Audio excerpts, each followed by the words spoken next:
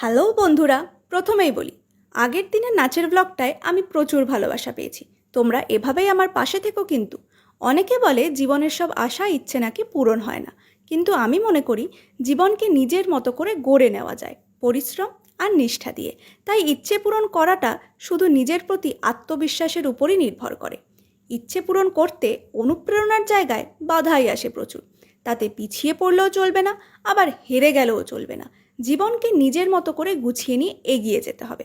আর আমার ব্লগিংয়ের ইচ্ছেটাও আমি এভাবেই পূরণ করছি। দাঁড়াও দাঁড়াও, সবাই থেকো কিন্তু শেষ অবধি। আজকেও আমাকে দেখে তোমরা বুঝতেই পারছো আমি নাচের জন্য রেডি হচ্ছি। আজ রবীন্দ্র জয়ন্তীর দ্বিতীয় দিনের প্রস্তুতি চলছে। আজকের প্রোগ্রামের টাইম ছিল ভোর 6টায়, তাই খুব ভোরেই উঠতে হয়।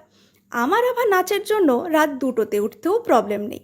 নাচ আমার শক্তি, আমার ভালোবাসা। তাই নাচের উদ্দেশ্যে বেরিয়ে পড়লাম আমার মায়ের সাথে। পৌঁছেই গিয়ে এক অদ্ভুত শান্তি পেলাম ভোরের রবি কবিকে দেখে। তারপর একে একে অনুষ্ঠান শুরু হলো। আমারও পালা এলো।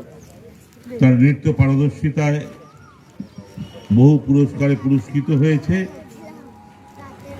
ডেকে নিচ্ছি মধুপর্ণ চৌধুরীকে। মধুপর্ণ, চলে। বৈশাখী প্রকৃতির নতুন জন্ম, আমাদেরও নতুন জন্ম এই বৈশাখে। 25শে বৈশাখে রবি ঠাকুরের জন্মদিনে দেখতে হয় না ক্যালেন্ডার, জিজ্ঞেস করতে হয় না তারিখটা কবে। আগে থেকেই বুকের মধ্যে সাড়া ওঠে 25শে বৈশাখ আসছে, রবি ঠাকুরের জন্মদিন।